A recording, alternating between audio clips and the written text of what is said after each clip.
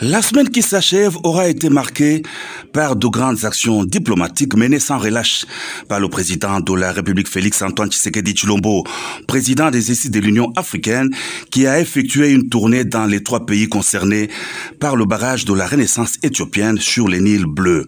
Le chef de l'État a aussi répondu aux invitations de ses homologues de la Zambie et de l'Ouganda.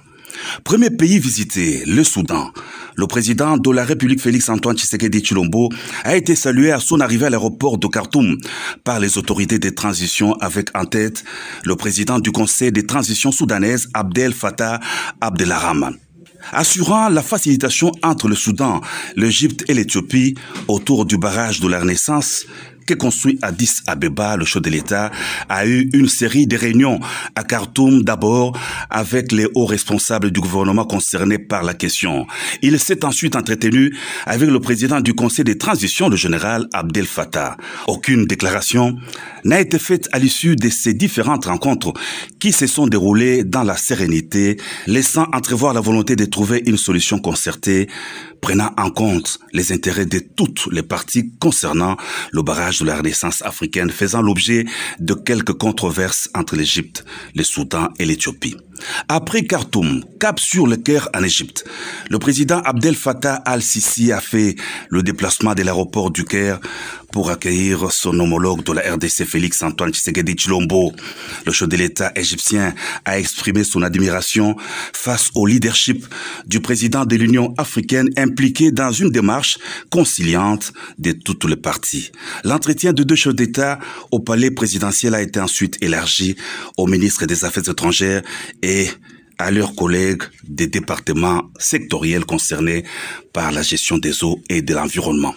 Troisième et dernière étape de la tournée, Addis Abeba. Un séjour pas de tout repos dans la capitale éthiopienne. Arrivé après minuit, le président de l'Union africaine s'est mis au travail dans l'avant-midi de mardi 11 mai 2021. Il a eu des entretiens avec le premier ministre éthiopien Abiy Ahmed, qu'entouraient quelques membres de son gouvernement. Du côté congolais, on a noté la présence du vice-premier ministre, ministre des Affaires étrangères Christophe Lutundula et du coordonnateur du panel d'accompagnement de la mandature du chef de l'État Aluya Tumbalwaba. Le président de la République Félix-Antoine Tshisekedi Tshilombo a été ensuite accueilli chaleureusement par la présidente de la République fédérale démocratique d'Éthiopie, Sahle-Work Zewde. Le renforcement de relations bilatérales d'amitié et de coopération entre Addis Abeba et Kinshasa, ainsi que la question du barrage de la Renaissance éthiopienne n'ont pas manqué au menu de leurs échanges. Le chef de l'État, président des exercices de l'Union africaine, assure demain de mettre la poursuite des négociations entre les 3 pays du bassin du Nil, négociations entamées au niveau de l'organisation panafricaine dans le respect de la souveraineté de tous les États.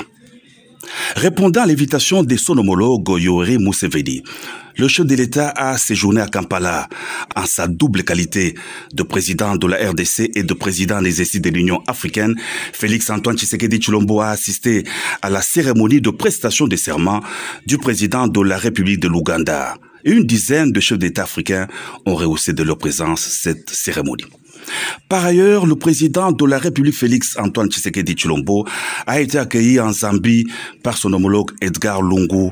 Sur place, le chef de l'État a été l'invité d'honneur à l'inauguration du pont Kazungula, considéré comme l'un des symboles de l'intégration économique au sein du continent africain, particulièrement de la communauté de développement de l'Afrique australe. Le pont Kazungula, long de 923 mètres, ouvre le corridor nord-sud.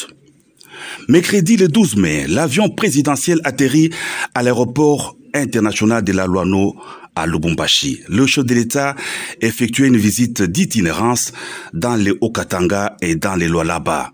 Au bas de la passerelle, le premier ministre Sama Lukonde Kyenge, le gouverneur de la province Jacques Tiabula Katwe et les présidents de l'Assemblée provinciale Gabriel Kyungu Wakumwanza se sont rangés pour accueillir le président de la République.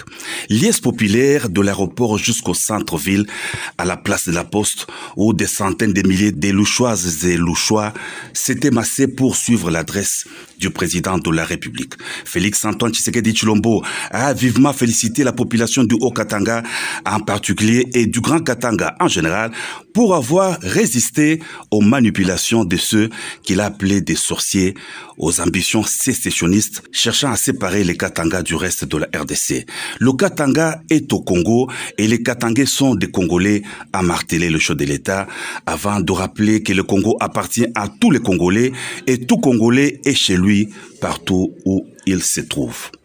Grande effervescence également à Kolwezi, où le président de la République est arrivé le jeudi 13 mai 2021. Au cours d'un meeting populaire au carrefour Mwangeji, le chef de l'État a notamment annoncé la révision des contrats miniers. Paradoxe, l'un des plus grands sites miniers de la RDC Kolwezi a une population pauvre. Il n'est pas normal que ceux avec qui le pays a signé des contrats d'exploitation s'enrichissent pendant que les populations demeurent pauvres, a déploré le président de la République. Avant de regagner Kinshasa, le chef de l'État a inauguré à Kolwezi le nouveau siège provincial de la Banque centrale du Congo.